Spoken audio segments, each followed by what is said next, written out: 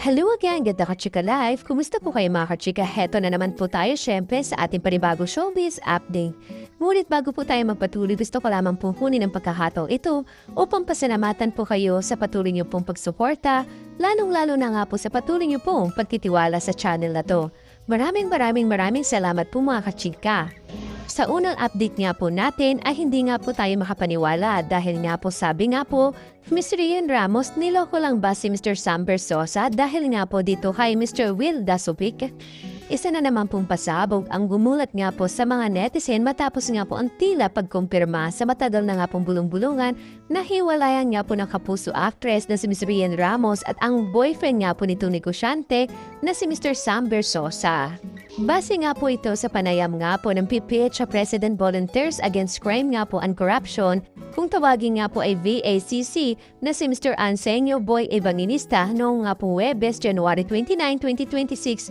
Isa nga raw po sa naging dahilan kung bakit nagalit nga po ang aktres sa kanyang personal driver na si Mr. alias Totoy ay dahil patuloy nga pa rin po ang komunikasyon ng driver sa ex-boyfriend nga po ng aktres.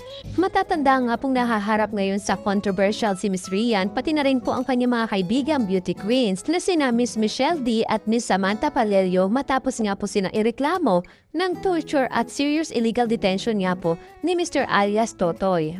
Kwento umano nga po ng driver, nakakausap pa raw niya si Mr. Sam na umiiyak daw sa hiwalayan nga po nila ng aktres.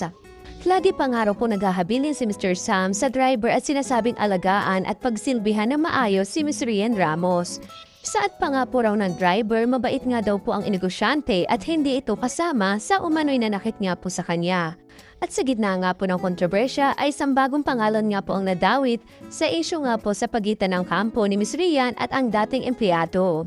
Saad nga din po ni Mr. Evangelista, isang vlogger nga po na parang nagkasakit, ang bagong nagpapatibok nga daw po ng puso ng aktres. Base nga po sa mga detalyeng binanggit ko sa umano'y bagong karelasyon ni Ms. Rian ay tila tumutugma nga po ito kay Mr. Will Dasupik. Samantala hanggang ngayon nga po ay wala pa rin po pahayag itong si Ms. Rian at syempre ito nga pong vlogger na nadadawit nga po ngayon sa isyong ito. Samantala Ms. Jillian Ward umamin na nga po, tuluyan na nga pong inamin ng kapuso actress na si Ms. Jillian Ward kung sino nga ba ang misteryosong lalaki na kasama niya nga po sa kanyang viral TikTok na video na Big Guy. Sa kanyang panayam nga po kay Mr. Nelson Canlas kahapon nga po January 29, 2026, natanong nga po siya tungkol sa naturang lalaking kasama. Lilinawin lang natin yung tungkol nga kay Big Guy. Boyfriend mo na ba ito? Tanong nga po ito ni Mr. Nelson Canlas kay Ms. Jillian Ward. Agad naman pong sumagot ang aktres at sinabi nga po niyang hindi niya ito kasintahan.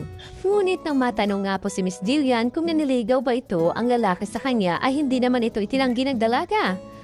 I think so. Sabi nga po ng actress, kasi baka mahulaan po ninyo kung sino kapag sinabi ko. Saad muli nga po ng actress. Pag-amin pa nga po ni Ms. Jillian Ward, isa nga po ang kanyang big guy sa mga nagpapadala sa kanya ng mga bulaklak. Kwento pa nga po niya, nararamdaman niyang unti-unti na nga pong natatanggap na mga netizen na nagdadalaga na nga po siya. Feeling ko din po kasi parang this year medyo natatanggap na nga po ng mga tao na nagdadalaga na nga po ako.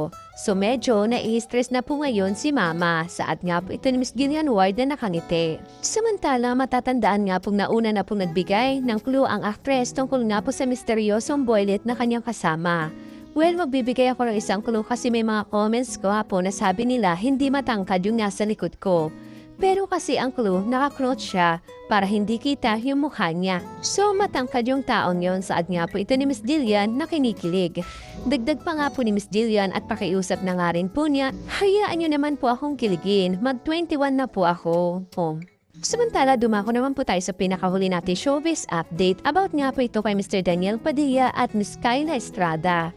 Samot-sari nga po ang naging reaksyon nga po ng mga netizens sa pag-display nga po ni Ms. Kyla Estrada ng kanyang well-toned at sexy body. Sa katunayan nga po, naging issue pa nga po dahil nga po ikinukumpara nga po ang kaseksihan sa ex nga po na kanyang boyfriend na si Ms. Catherine Bernardo. Unbothered din po ang actress sa kanya nga po mga basher dahil confident naman po siyang may pamatay nga po siyang katawan na totoo naman pong pinaghirapan niya nga po ma-achieve sa gym. May mga nag-iintriga nga din po na nagsabing hindi raw po umubra ang pagiging conservative at controlling nga po ni Mr. Daniel Padilla kay Ms. Kyla Estrada. Ito naman po ang sabi ng mga netizens sa nasabing issue. I believe Kyla is a strong and independent woman na di pwedeng diktahan nga po ni Daniel. Maybe nagbatsyon na nga rin po ito si Daniel Padilla. Sa naman po ng commenter na ating nga pong nabasa, ito nga po ang kanyang pagkakasabi. Hopefully nagbago na nga ito si Daniel kasi nga mahirap din naman kung pagbawalan niya si Miss Kyla Estrada. Baka nga ito mag-alboroto. Thank you for watching. Kung nagustuhan niyo po ang video ito, subscribe na sa Starlight Showbiz YouTube channel and please don't forget to hit the bell button for our latest updates.